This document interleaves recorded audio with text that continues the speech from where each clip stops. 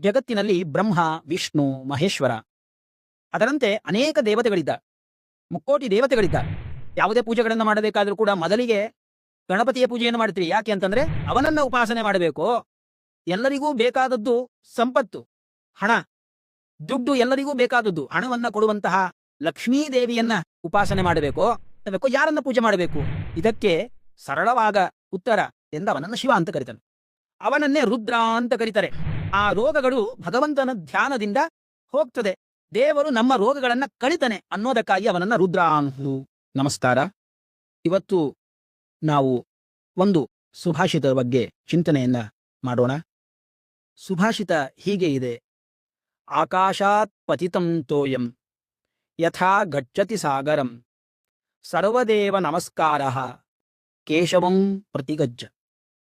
ಆಕಾಶದಿಂದ ಬಿದ್ದ ನೀರು ಸಮುದ್ರವನ್ನ ಸೇರುವಂತೆ ಎಲ್ಲ ದೇವತೆಗಳಿಗೆ, ದೇವರಿಗೆ ಮಾಡಿದ ನಮಸ್ಕಾರವು ಮಹಾವಿಷ್ಣುವಿಗೆ ಹೋಗಿ ಸೇರ್ತದೆ.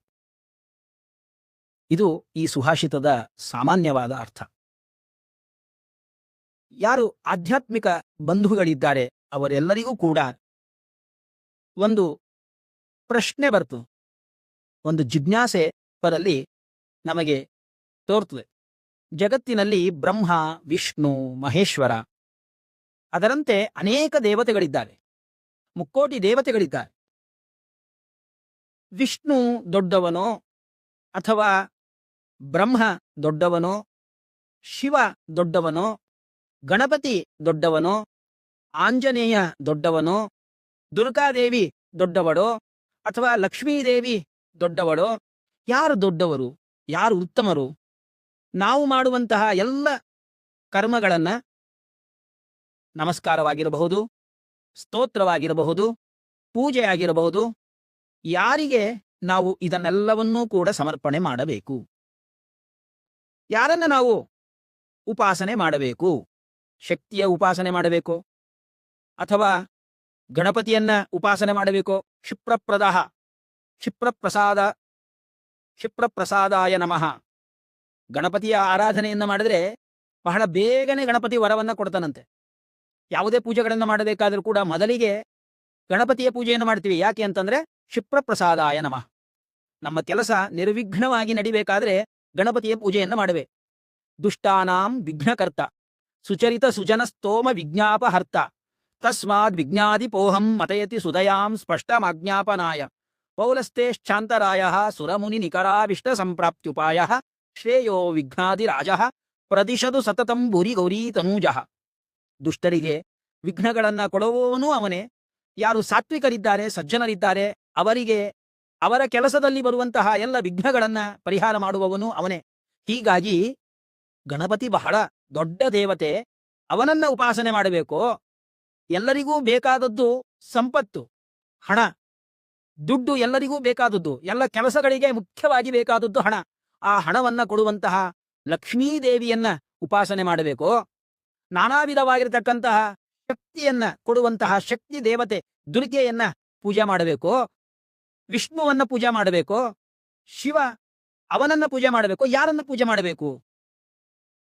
ಯಾರು ದೊಡ್ಡವರು ಅನ್ನುವಂತಹ ಗೊಂದಲ, ಯಾರು ದೊಡ್ಡವರು ಎಂಬ ಪ್ರಶ್ನೆ ಪ್ರತಿಯೊಬ್ಬ ಆಧ್ಯಾತ್ಮಿಕದಲ್ಲಿ ಇರುವಂತಹ ವ್ಯಕ್ತಿಗೆ ತಲೆ ಒಳಗೆ ಬರ್ತದೆ.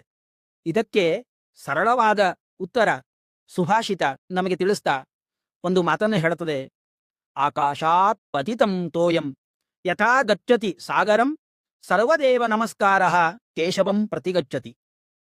ಅದಕ್ಕೆ ಕನ್ನಡದಲ್ಲಿ ಒಂದು ನಾಡುನುಡಿ ಇದೆ: ದೇವರು ಒಬ್ಬನೇ, ನಾಮರೂಪಗಳು ಹಲವು.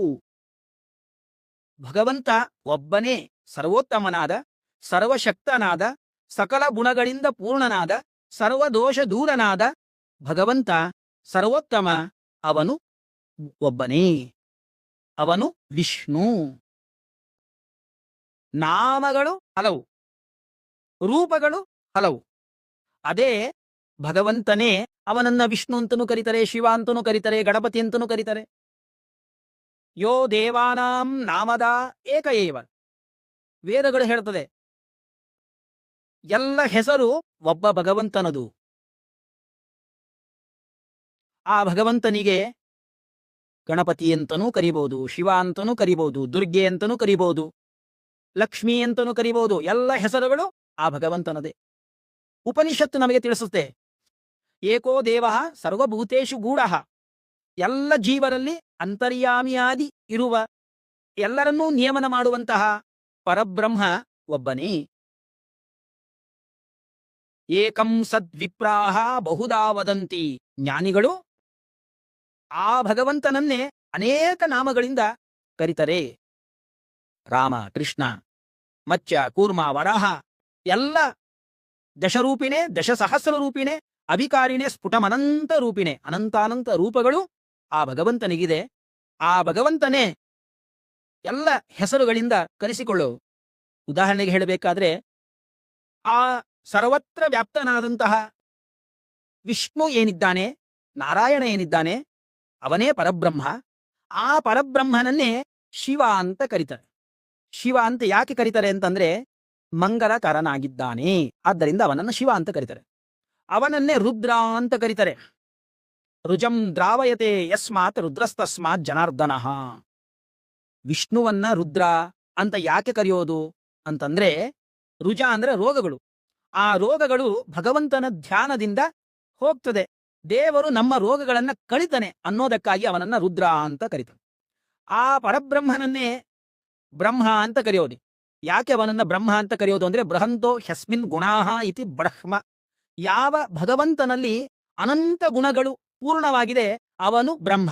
ಭಗವಂತನಲ್ಲಿ, ನಾರಾಯಣನಲ್ಲಿ, ವಿಷ್ಣುವಿನಲ್ಲಿ ಅನಂತ ಗುಣಗಳು ಇದೆ, ಅದಕ್ಕಾಗಿ ಅವನನ್ನೇ ಬ್ರಹ್ಮ ಅಂತ ಕರೆಯೋದು. ಗಣಪತಿ, ಗಣ ಅಂದ್ರೆ ಸಮೂಹ. ಯಾವುದರ ಸಮೂಹ? ಇಂದ್ರಿಯಗಳ ಸಮೂಹ.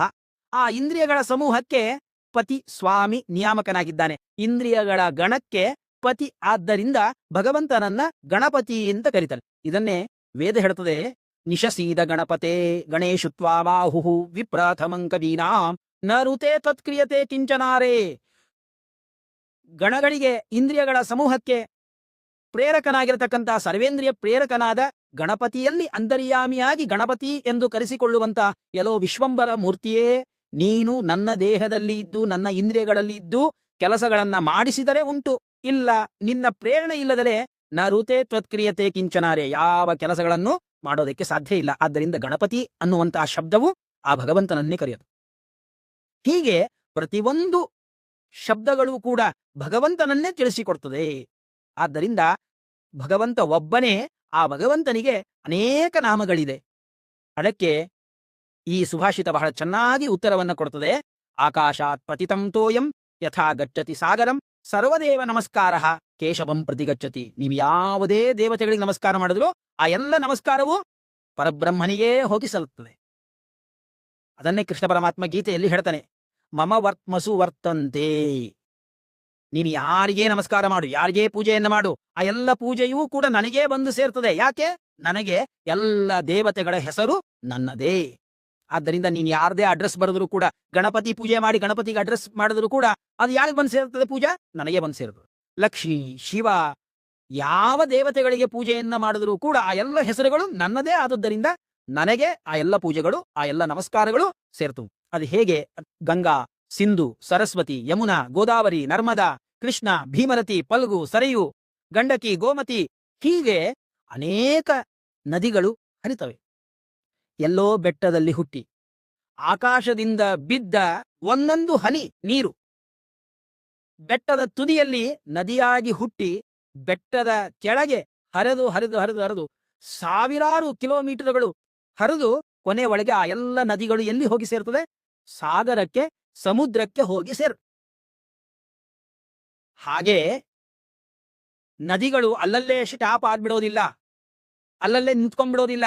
ಗಂಗಾ ನದಿ, ಯಮುನಾ, ಗೋದಾವರಿ ಈ ಎಲ್ಲ ನದಿಗಳು ಹರಿದು ಹರಿದು ಅಲ್ಲಲ್ಲೇ ನಿಂತ್ಕೊಂಡ್ಬಿಟ್ಟು ಅಂತ ಆಗೋದಿಲ್ಲ. ಆ ಎಲ್ಲ ನದಿಗಳು ಹರಿದು ಕೊನೆ ಒಳಗೆ ಸಮುದ್ರವನ್ನ ಸೇರ್ತುನೆ. ಹಾಗಿದ್ದಾಗೆ ನಾವು ಮಾಡಿದ ನಮಸ್ಕಾರವಾಗಲಿ, ನಾವು ಮಾಡಿದಂತಹ ಸ್ತೋತ್ರವಾಗಲಿ, ನಾವು ಮಾಡಿದಂತಹ ಜಪವಾಗಲಿ, ನಾವು ಮಾಡಿದ ಯಾವುದೇ ಸತ್ಕರ್ಮಗಳು ಕೂಡ ಆ ಎಲ್ಲವೂ ಯಾರಿಗೆ ಹೋಗಿ ಸೇರ್ತದೆ? ಎಲ್ಲ ದೇವತೆಗಳ ಹೆಸರುಳ್ಳ ಆ ಪರಬ್ರಹ್ಮನಿಗೆ ಹೋಗಿ ಸೇರ್ತದೆ. ಆದ್ದರಿಂದ ಭಗವಂತ ಒಬ್ಬನೇ ಇದ್ದಾನೆ, ಅವನು ಸರ್ವೋತ್ತಮನಾಗಿದ್ದಾನೆ. ಸರ್ವಶಕ್ತನಾಗಿದ್ದಾನೆ, ಸ್ವತಂತ್ರನಾಗಿದ್ದಾನೆ ಅಂತ ತಿಳಿದು ಆ ಪರಬ್ರಹ್ಮನ ಉಪಾಸನೆಯನ್ನ ಮಾಡಬೇಕು ಅನ್ನೋದನ್ನ ಈ ಸುಭಾಷಿತ ನಮಗೆ ತಿಳಿಸಿಕೊಡುತ್ತದೆ. ಎಲ್ಲರಿಗೂ ನಮಸ್ಕಾರಗಳು, ಎಲ್ಲರಿಗೂ ಧನ್ಯವಾದಗಳು. ಹರೇ ನಮಃ ಶ್ರೀ ಕೃಷ್ಣಾರ್ಪಣಮಸ್ತು.